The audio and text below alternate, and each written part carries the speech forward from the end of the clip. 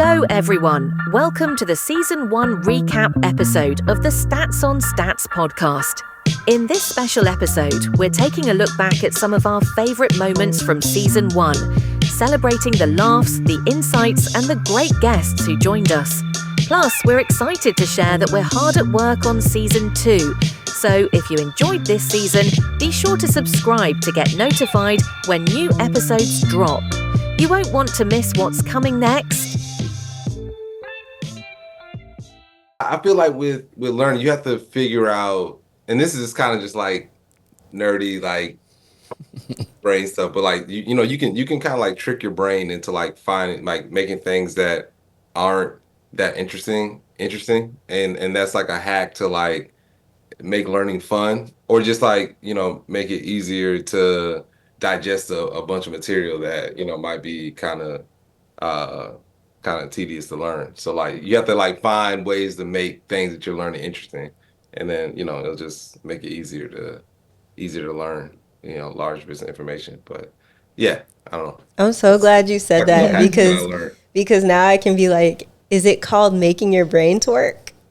Yeah, it's actually it actually is a brain twerk. Yeah, it actually is. Yeah, it's I don't know. I get very fascinated just about like I guess it'd be like human potential and like ways in which we can kind of stretch ourselves as humans. So like learning about different like productivity or like brain hacks, ways to just like improve your overall being, like those things like really fascinate me. So but yeah, there's always like there's a lot of little meditation is always great. But there's just a lot of like little things that we can do just to reach our optimal state. Right on. I feel that. Oh, I mean, you're in there with like these big players who are Lyft, Uber. Just tell me about your journey and where it started, and let us know like how you got to where you are. Can I say something real fast? Quick, y'all don't understand the gravity of the situation. When you go to the Atlanta airport, you see her ride. Yep. That's who's with us right now, y'all. See, go ahead, continue. Keep the flow. Oh, yeah, no problem. So I moved to Atlanta and I actually started driving Uber and Lyft because it worked out best with my workout schedule. And so at nights I would drive mainly, and a lot of women were telling me that they were, canceling rides till they recognized the woman's name. My name is Jillian. They were canceling rides until they recognized the woman's face, telling me that they want to exchange information so that I can be their personal driver, just different things of that nature. And I was like, it looks like this is a consistent problem on the platform. Why isn't anybody doing anything about it? And so I'm big on podcasts, as you can see. And I listen to a lot of podcasts. And so I was listening to How I Built This, and they had the founders of Lyft on there. And when I found out it was two people, I didn't know it was only two people that started that company. And so when I found out it was only two people that started the company, one of them had a very similar background as me. I was like, yeah, I'm definitely about to do this. So I found a company to build the app for us. We went live on the App Store in 2020, and here we are now. So that's where I am now. I'm still at Raytheon. And about 2 years ago, I started kind of trying to leverage my knowledge, my skills, the time I've been in the space, to kind of support women getting into cybersecurity. So I founded and started Cyber Ally, literally sitting in my stylist chair. Not Coco, it was Tish from Salon Brazil, but shout out to Tish. Can I do that? Yeah. I love Tish. I was like, Tish, I want to get women together in the space. So I'm going to do a brunch. In the chair, I'm going to do a brunch. Yeah, and I want to have a chef, and I want to have champagne, and I want to just get women in the space. So start looking up a space, put it on LinkedIn, did a little Eventbrite, and I kind of started building Cyber Ally. And they came, women came, and I didn't know that more women of color were in the space in Tampa, and they were. And so I held the first brunch. I had a second brunch, a third brunch. And I saw more and more women and connect with more and more women in the space. And so that was where that was born. So alongside my 9 to 5, I have Cyber Ally, partnering with people, companies to diversify and show that there's more in this space, more faces, others. So what are some words of advice that you would give right now to people who are looking to be in your role? First, decide why. Why this role? Why is it important for you? Like, why? Is it the money? Is it, the accolades. And I say that because it's really hard. Like being an SC looks fun until, you lose a deal and you got 5 people questioning why the deal was lost and what did you do? So it's like, it goes back to the grit. Do you have the core qualities that it takes to be successful through the good and the bad in this role? That would be my first piece of advice. Like, make sure you want it for the right reasons. But number 2, and I said this on the panel, I'll probably continue to say this for the next 50 years. Who you choose to be in a relationship with can literally make or break your career. And when I first said that to someone in a room, they looked at me like appalled, like, oh my gosh. I'm like, yeah, your spouse can ruin your entire life if you let them. So making the right choices, not even just spouse, not even just like who you're in a relationship with, but your friendships too, can make or break your career. Because, that affects everything you do. So That's facts. That's fact. Anthony, did you laugh? Because I because can you're relate. like, oh, he was like, oh yeah. All right. it's the truth, though. I have an awesome husband this time around. Second time's a charm. So Is there anything now you're like, oh man, if I had just known this a little bit earlier, that you want to share with us?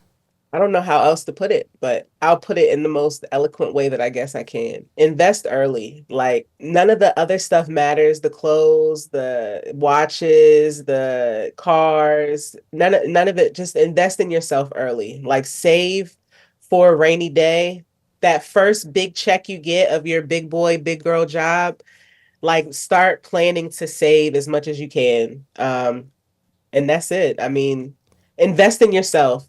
I learned the hard way. I was the person with the, got to have the nice suit and it has to be freshly pressed from Bloomingdale's with the shoes. And my hair was pressed every 2 weeks with the, silk wrap. But none of it matters. None of it matters. Either you know what you know and you have the right connections and the right network, or you don't. Like none of that stuff matters. So. Okay, so you're clearly a fan of using your lab environment to get your hands-on experience. Are there any other things that you recommend to people to break into cybersecurity or do what you're doing? Yeah, networking is a huge thing, and everybody talks about it, and so it's easy to see it as cliche. But networking is big, but not just like spamming requests on LinkedIn, because I think that's the extent of most people's networking. Like right now I have, I don't know, 1,400 requests on LinkedIn, and I just stopped responding because you're not going to get a job by spamming people on LinkedIn. By networking, I mean forming genuine friendships with people in the industry. Now, a lot of people have the advantage of being in a major city where there's different groups like B-Sides or local DEF CON groups where you can actually attend in-person meetings and get to know other people in person who are part of the industry. I never had that advantage, so my only community for that is the internet and Discord and things like that. So just from streaming and then being active on Discord and active on LinkedIn and just meeting people on a more personal basis, I've forged some really good friendships with people in the industry, and that's been huge for me. So even when it comes to networking, out of all my jobs I have, I only applied for 2 of them. My first IT support role I applied for, and then my current pen tester role I sort of applied for, but my friend got hired before me and gave me a recommendation, and I wouldn't have gotten this job without that friendship once again. So for me, what was key to my journey was friends, like having genuine friends, even out like in the internet world. Just because they're on the internet doesn't mean they're not real people, they're not real friends. But that's where most of my friends are, for good or for bad. It's all the people on the internet and my kids and my wife. That's like the extent of my friend group, which probably isn't the healthiest thing in the world. But that's what was good for me, is the networking side of it. And then outside of labs, just doing security research. So one big term is a CVE, which is just an unidentified vulnerability in like an open source project. I won't go into the confusing technical details on that, but they're easier to get than one would think. I have a couple of videos on how I have found them. I think I have 9 CVEs at this point. But if you're able to just get one CVE on your resume, that will help you stand out above basically anyone else applying for a role, whether it's red team or blue team. And having that CV on your resume will help you bypass some of those certs as well. That's going to look better than some of those paid certs and doesn't cost any money. So in my coaching, that's one of the things I help people do, is help them identify a product that they can do security research in and find a CVE to get to that next level. So I would say networking, security research, and then of course the hands-on labs that I'm always doing just for my own learning. like we celebrate wins when we get to the end goal, right? I Right. was building this product and it's there and it's successful. I Yeah. would like to know, during your time of creating this product, what are some small wins or what might have felt like small wins at the time that you Yeah. look back and you're like, for you, it's amazing that you had these small wins during the process that you know helped you to be able to make it to your end goal. Yeah. I mean, you bring up a great point, and something I always love about talking, which is, I mean, I have a very contrarian view. I mean, as you said, right, a lot of people want to wait till the very end, and that's the only time that you get to clap and celebrate. But I have a very contrarian view on that. I actually feel that you should celebrate every small thing. You should celebrate every win. And the big reason for that is actually that's the only thing which can keep you motivated over a long period, right? At the very same time, I would say when you work with your team, understand that if you feel that's a bad day, it's probably going to compound more on them as well. So one of the things I've learned over the years is very, very important to appreciate, celebrate small wins. So to come back to now your question, I think when this defense agency came to me and they basically said, Vivek, can you build this product for us? Honestly, that day was massive celebration because when does one of the most well-known defense agencies ever come to an individual, right, who was basically just giving hacker talks at DEF CON, and teaching folks and say, could you build us a product? You won't believe how many people I showed that email to. I love that. I love that. Aw. Right?